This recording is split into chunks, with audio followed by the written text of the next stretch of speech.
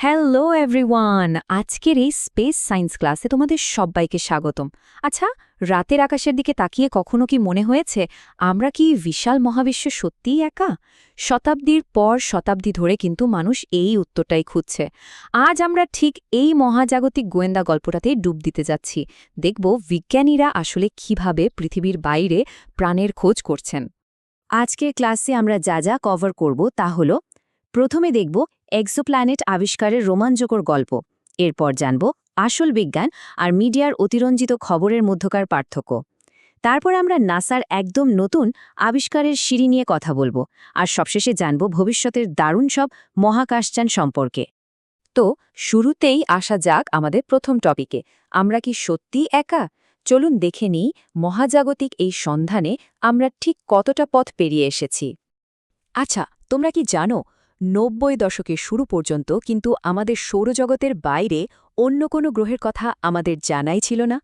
Seriously, একটাও না। কিন্তু এখনকার চিত্রটা একবার ভেবে দেখো। ২০২৫ সাল পর্যন্ত নাসার বিভিন্ন মিশনের কল্যাণে বিজ্ঞানীরা ৬,০০০-এরও বেশি এক্সোপ্ল্যানেট বা ভিন গ্রহের খোঁজ পেয়েছেন। আর সবচেয়ে এক্সাইটিং ব্যাপার হলো, এর মধ্যে বেশ কয়েক ডজন গ্রহ আছে যেগুলো তাদের নক্ষত্রের ঠিক এমন দূরত্বে ঘটছে যেখানে তরল পানি থাকার দারুণ একটা সম্ভাবনা আছে। আর এই ভিনগ্রহগুলো খুঁটিয়ে দেখার জন্য আমাদের হাতে এখন জাদুকরী সব প্রযুক্তি রয়েছে। এই মুহূর্তে জেমস ওয়েব স্পেস টেলিস্কোপ দূরবর্তী গ্রহগুলোর বায়ুমণ্ডল স্ক্যান করছে প্রাণের রাসায়নিক চিহ্ন খুঁজতে। আর ভবিষ্যতের জন্য নাসা বানাচ্ছে হ্যাবিটেবল ওয়ার্ল্ডস অবজারভেটরি। লিটারালি এই প্রযুক্তিটা স্পেস এক্সপ্লোরেশনের জন্য গেম চেঞ্জার হতে যাচ্ছে, কারণ এর মাধ্যমে পৃথিবীর মতো গ্রহগুলোর বায়ুমণ্ডলে প্রাণের স্পন্দন সরাসরি ধরা যাবে বলে আশা করা হচ্ছে। এবার আমরা চলে যাচ্ছি দ্বিতীয় সেকশনে, বিজ্ঞান বনাম মিডিয়ার উন্মাদনা। এই আবিষ্কারের খবরগুলো কিভাবে আমাদের কাছে আসে সেটা বোঝা কিন্তু খুব জরুরি। তোমরা নিশ্চয়ই খেয়াল করেছ, বিজ্ঞানীরা হয়তো মঙ্গল গ্রহে সামান্য একটু পানির চিহ্ন বা সাধারণ কোনো জৈব যৌগের খোঁজ পেলেন, আর পরদিন খবরের কাগজে বড় বড় হেডলাইন, মঙ্গলে এলিয়েন পাওয়া গেছে। এটা শুনতে বেশ মজার হলেও বিজ্ঞানীদের জন্য আসলে খুব ঝামেলার। কারণ পানি পাওয়া মানেই যে সেখানে ছোট্ট সবুজ এলিয়েন ঘুরে বেড়াচ্ছে, বিষয়টা তো তেমন নয়, তাই না? আর ঠিক এই কারণে নাসার অ্যাস্ট্রোবায়োলজি প্রোগ্রামের প্রধান ম্যারি ভয়েটেক বলেছেন যে বিজ্ঞানের আবিষ্কারগুলো ধাপে ধাপে এগোয়। তাই সাধারণ মানুষের কাছে খবরগুলো এমনভাবে পৌঁছাতে হবে যাতে তারা বুঝতে পারে যে মঙ্গলে পানি পাওয়া মানে আমরা আবিষ্কারের সিঁড়ির মাত্র একটা ধাপে পা দিয়েছি, একেবারে চূড়ায় কিন্তু এখনো পৌঁছায়নি। আর এই বিভ্রান্তি কাটাতেই বিজ্ঞানীরা দারুণ একটা সমাধান বের করেছেন। আমাদের ৩ নম্বর টপিক, আবিষ্কারের সিঁড়ি বা নাসার নতুন ৭ স্তরের বৈজ্ঞানিক কাঠামো। ঠিক ধরেছ, ৭টি স্তর। নাসার ৭ ধাপের একটি নতুন স্কেল প্রস্তাব করেছে, যেটা একদম একটা মই বা সিঁড়ির মতো কাজ করবে। এই সিঁড়ির এক একটা ধাপ পেরিয়ে আমরা নিশ্চিত হব যে হ্যাঁ, আমরা সত্যিই ভিন গ্রহে প্রাণ খুঁজে পেয়েছি। নাসার প্রধান বিজ্ঞানী জিম গ্রিনের মতে, মহাবিশ্বে প্রাণের অস্তিত্বের মতো এত বিশাল একটা দাবি করতে হলে প্রমাণটাও হতে হবে একেবারে নিরেট। আমাদের মিশনগুলো ঠিক কতটা সফল হচ্ছে আর প্রমাণের পাল্লা কতটা ভারী হচ্ছে সেটা মাপার জন্যই এই স্কেলটা খুব দরকার। চলো দেখি এই সিঁড়ির একদম শুরুর ধাপগুলোতে কি আছে। প্রথম ধাপটা হলো প্রাণের সম্ভাব্য কোনো রাসায়নিক সংকেত খুঁজে পাওয়া। কিন্তু পেলেই তো হবে না। দ্বিতীয় ধাপে বিজ্ঞানীদের নিশ্চিত হতে হবে যে আরে এটা আমাদের টেলিস্কোপের কোনো যান্ত্রিক ত্রুটি নয় তো। আর তৃতীয় ধাপে প্রমাণ করতে হবে যে সংকেতটা আসলেই ওই গ্রহ থেকেই আসছে। বুঝতেই পারছ, বড় কোনো ঘোষণার আগে এই সাধারণ ভুলগুলো বাতিল করা কতটা ক্রুশিয়াল।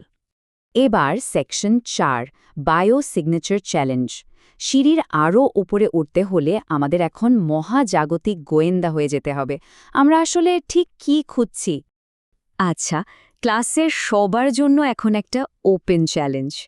একটু মাথা খাটিয়ে বলো তো, ভিনগ্রহের বায়ুমণ্ডলে ঠিক কোন গ্যাসগুলো দেখলে আমরা ধারণা করতে পারি যে সেখানে শ্বাস-প্রশ্বাস নিচ্ছে এমন কোনো প্রাণী বা উদ্ভিদ থাকতে পারে? একটু ভেবে দেখো। আচ্ছা, আমিই বলে দিচ্ছি। উত্তরটা হলো অক্সিজেন আর মিথেন। পৃথিবীতে গাছপালা প্রচুর অক্সিজেন তৈরি করে, আর মিথেনও মূলত জৈবিক উৎস বা প্রাণীদের থেকেই আসে। এখন অ্যাস্ট্রোবায়োলজিস্টদের জন্য জ্যাকপট হল যদি কোনো গ্রহের বায়ুমণ্ডলে এই দুটো গ্যাস একসাথে পাওয়া যায়। আর কোনো গ্রহে অক্সিজেন আর মিথেন একসাথে পাওয়ার মানে কি জানো? এর মানে হল আমরা নাসার সেই আবিষ্কারের সিঁড়ির একেবারে ৪ নম্বর ধাপে পৌঁছে গিয়েছি। এটা সত্যি বিশাল একটা মাইলফলক। কিন্তু এখানেই শেষ নয়। অক্সিজেন কিন্তু প্রাকৃতিকভাবেও তৈরি হতে পারে, প্রাণের কোনো ছোঁয়া ছাড়াই। তাই সিঁড়ির আরও ওপরে ওঠার জন্য বিজ্ঞানীদের ১০০% নিশ্চিত হতে হবে যে এই গাছগুলো শুধু পাথর বা আগ্নেয়গিরির কোনো বিক্রিয়া থেকে আসেনি। নন বায়োলজিক্যাল কারণগুলো একদম বাদ দিতে হবে।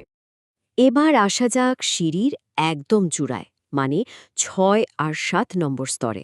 নাসার পার্সিভিয়ারেন্স রোভার এখন মঙ্গলে মাটি আর পাথরের নমুনা সংগ্রহ করছে।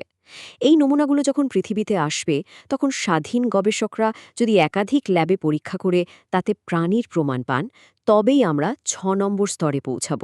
আর চূড়ান্ত ৭ নম্বর স্তর, সেটা হলো মঙ্গলের সম্পূর্ণ ভিন্ন কোনো জায়গায় গিয়ে একদম হুবহু একই ফলাফল পুনরায় স্বাধীনভাবে প্রমাণ করা।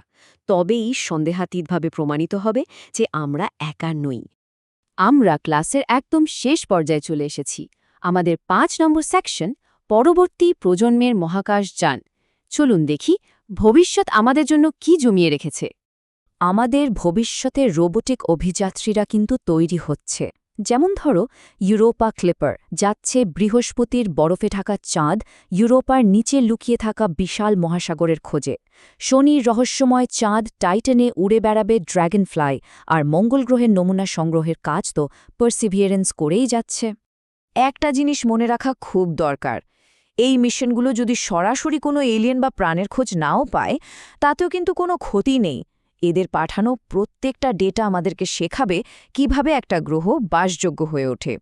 মহাবিশ্বের এই বিশাল পাজলটা মেলানোর জন্য বিজ্ঞানের এই প্রতিটা ধাপই খুব জরুরি। ক্লাস শেষ করার আগে তোমাদের কাছে আমার একটা প্রশ্ন রইল।